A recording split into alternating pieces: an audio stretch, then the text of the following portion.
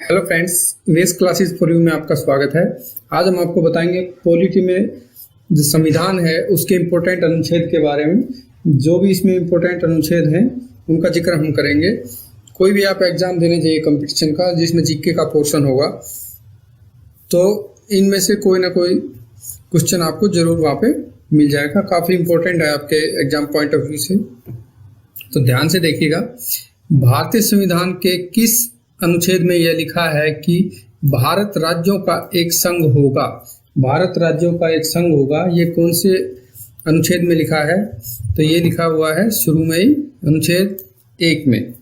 तो अनुच्छेद 1 में बताया गया है कि भारत राज्यों का एक संघ होगा। नेक्स्ट देखिए, किस अनुच्छेद में नागरिकों को मौलिक अधिकार प्रदान किए गए हैं? नागरिकों को मौलिक अधिकार किस अनुच्छेद में प्रदान किए गए हैं? तो जब नागरिकों के मौलिक अधिकार की बात आती है तो अनुच्छेद 12 से लेके अनुच्छेद 35 में इसका जिक्र है। अनुच्छेद 12 से 35 में मौलिक अधिकारों की बात की गई है। किस अनुच्छेद में नागरिकता संबंधी प्रावधान है? नागरिकता संबंधी बात कहाँ करता है हमारा संविधान? कौन से अनुच्छेद में इसका जिक्र है? तो अनुच्छेद 5 से लेके अनुच्छेद 11 में नागरिकता संबंधी प्रावधान है कि कोई व्यक्ति कैसे भारत का नागरिक होगा, कैसे नागरिकता वो ग्रहण कर सकता है। तो ये सारी बातें आपको मिलेगी अनुच्छेद 5 से 11 में। नौकरियों तथा शैक्षणिक संस्थाओं में समाज के कमजोर वर्गों के लिए आरक्षण उपलब्ध कराने के लिए केंद्र सरकार को कौन सा अनुच्छेद अधिकार प्रदान करता है? तो ये है अनुच्छेद 16। अनुच्छेद 16, ठीक है। संविधान के किस अनुच्छेद में राज्य के नीति निर्देशक तत्वों का उल्लेख है? राज्य के नीति निर्देशक तत्वों का उल्लेख कौन से अनुच्छेद में है? तो ये है अनुच्छेद 36 से अनुच्छेद 51 में। अनुच्छेद 36 से अनुच्छेद 51 में राज्य के नीति निर्देशक तत्वों का उल्लेख है। भारतीय संविधान के किस अनुच्छेद में कल्याणकारी राज्य की अवधारणा वर्णित है?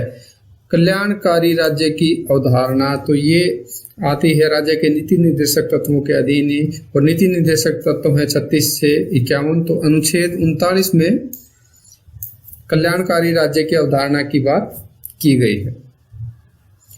नेक्स्ट देखते हैं, संविधान के किस अनुच्छेद के अंतर्गत भारत में राष्ट्रपति पर महाभियोग चलाया जा सकता है? भारत में राष्ट्रपति पर महाभियोग चलाए जाने की बात कौन सा अनुच्छेद करता है? तो ये है अनुच्छेद 61। अनुच्छेद 61, ठीक है।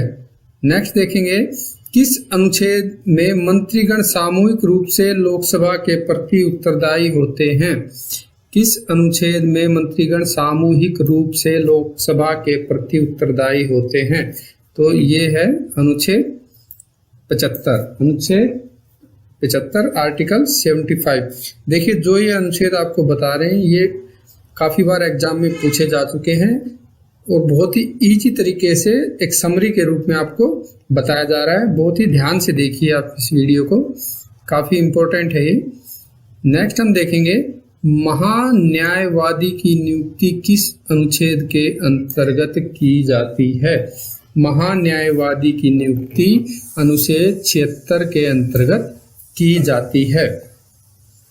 नेक्स्ट है, संविधान के किस अनुच्छेद के अंतर्गत राष्ट्रपति लोकसभा भंग कर सकता है? संविधान के किस अनुच्छेद के अंतर्गत राष्ट्रपति लोकसभा भंग कर सकता है? तो लोकसभा को भंग किया जा सकता है राष्ट्रपति के द्वारा, ये पावर मिली अनुच्छेद 85 से, ठीक है। अनुच्छेद 85 में इसका जिक्र है। किस अनुच्छेद में संसद के संयुक्त अधिवेशन का प्रावधान है? संसद का संयुक्त अधिवेशन, तो इसका प्रावधान है अनुच्छेद 108 में। अनुच्छेद 108 में। नेक्स्ट देखेंगे कि संविधान के किस अनुच्छेद में धन विधेयक की परिभाषा दी गई है? धन विधेयक क्या होगा, उसकी परिभाषा कौन से अनुच्छेद में दी गई है? तो ये दी गई है अनुच्छेद 110। अनुच्छेद 110 में धन विधेयक की परिभाषा दी गई है। संविधान के किस अनुच्छेद के अंतर्गत राष्ट्रपति अध्यादेश जारी करता है? संविधान के किस अनुच्छेद के अंतर्गत राष्ट्रपति अध्यादेश जारी करता है?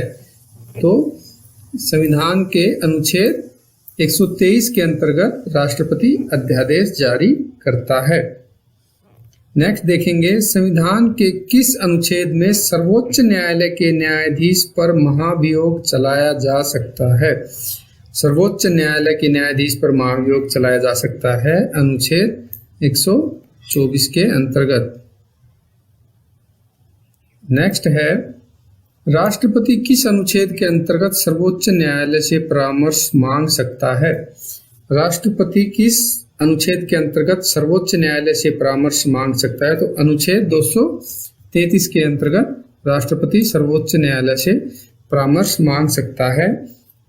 नेक्स्ट देखेंगे कि किस अनुच्छेद के अंतर्गत केंद्र के पास अवशिष्ट शक्तियां हैं? केंद्र के पास अवशिष्ट शक्तियां अनुच्छेद 248 के अंतर्गत दी गई हैं। किस अनुच्छेद में अंतर्राष्ट्रीय समझौते लागू करने के लिए शक्ति प्रदान की गई है? अंतर्राष्ट्रीय समझौते लागू करने के लिए शक्ति प्रदान की गई है अनुच्छेद 253 के द्वारा। नेक्स्ट देखेंगे, किस अनुच्छेद के तहत राष्ट्रपति वित्त आयोग का गठन करता है? वित्त आयोग का गठन अनुच्छेद 280 के अंतर्गत। संपत्ति का अधिकार किस अनुच्छेद में है? संपत्ति का अधिकार है अनुच्छेद 300 का में। संविधान के किस अनुच्छेद में संघ और राज्यों के लिए लोक सेवा आयोग का प्रावधान है? किस अनुच्छेद में संघ और राज्यों के लिए लोक सेवा आयोग का प्रावधान है? तो ये है अनुच्छेद 315। नेक्स्ट देखेंगे हम, किस अनुच्छेद के अंतर्गत हिंदी भाषा को राजकीय भाषा घोषित किया गया है? ये मोस्ट इम्पोर्टेंट क्वेश्चन है। किस अनुच्छेद के अंतर्गत हिंदी भाषा को राजकीय भाषा घोषित किया गया है? तो ये किया गया है अनुच्छेद 343(1) के अंतर्गत। संविधान के किस अनुच्छेद के तहत अनुसूचित जनजातियों के लिए एक राष्ट्रीय आयोग के गठन का प्रावधान है? अनुसूचित जनजातियों के लिए एक राष्ट्रीय आयोग होगा, ये कहा गया अनुच्छेद 338(a) में। उसके अंतर्गत ही अनुसूचित जनजातियों के लिए एक राष्ट्रीय आयोग का गठन किया जाता है। अनुच्छेद 356 का संबंध किससे है? अनुच्छेद 356 का संबंध किससे है? तो ये है राष्ट्रपति शासन से। भारतीय संविधान में समानता का अधिकार 5 अनुच्छेदों द्वारा प्रदान किया गया है, वे कौन कौन से हैं? समानता का अधिकार 5 अनुच्छेदों में इसका जिक्र है, तो वे कौन कौन से हैं? वे हैं अनुच्छेद 14 से 18 तक। अनुच्छेद 14 से 18 तक। संविधान के किस अनुच्छेद में मूल कर्तव्यों का उल्लेख है? संविधान के किस अनुच्छेद में मूल कर्तव्यों का उल्लेख है? तो ये है अनुच्छेद 51 क में। देखिए, हमने पिछली बार एक वीडियो बनाई थी पॉलिटी की, तो बताया था कि जब संविधान लागू हुआ तो उसमें मूल अधिकार थे, मूल कर्तव्य नहीं थे। संविधान संशोधन के द्वारा मूल कर्तव्यों को ऐड किया गया था। अब आपके लिए एक क्वेश्चन छोड़ देते हैं, काफी इंपॉर्टेंट भी है, कि किस संविधान संशोधन के द्वारा मूल कर्तव्यों को संविधान में जोड़ा गया? किस संविधान संशोधन द्वारा मूल कर्तव्यों को संविधान में जोड़ा गया? ये प्रश्न आपके लिए, आप कमेंट सेक्शन में इसको जरूर बताएं। 51 क में हो गए हमारे मूल कर्तव्य। भारत के नागरिक का कर्तव्य होगा प्राकृतिक पर्यावरण का संरक्षण एवं सुधार। यह कथन किस अनुच्छेद में है? तो यह कथन है अनुच्छेद ए में। अनुच्छेद ए में। संविधान के किस अनुच्छेद के अंतर्गत राज्य सरकार को ग्राम पंचायत के संगठन का निर्देश दिया गया? तो अनुच्छेद 40 के अंतर्गत। वर्तमान में संविधान में कितनी अनुसूचियां हैं? तो वर्तमान में है 12 अनुसूचियां। संविधान की द्वितीय अनुसूची का संबंध किससे है? तो द्वितीय अनुसूची बात करती है महत्वपूर्ण पद अधिकारियों के वेतन भत्तों के बारे में। कौन सी अनुसूची में 22 भाषाओं को मान्यता दी गई है? एक और इम्पोर्टेंट क्वेश्चन काफी बार एग्जाम में आ चुका है। कौन सी अनुसूची में 22 भाषाओं को मान्यता दी गई है? तो ये है 8वीं अनुसूची। दल बदल के आधार पर निर्वाचित सदस्यों की अयोग्यता संबंधी विवरण किस अनुसूची में है? तो दल बदल की बात करती है 10वीं अनुसूची। तो किसको अयोग्य करार दिया जा सकता है दल बदल कानून के तहत? तो ये है 10वीं अनुसूची। संविधान की 6ठी अनुसूची किस राज्य में लागू नहीं होती? तो ये मणिपुर। किस राज्य के आरक्षण विधेयक को 9वीं अनुसूची में सम्मिलित कर लिया गया है? तो ये है तमिलनाडु।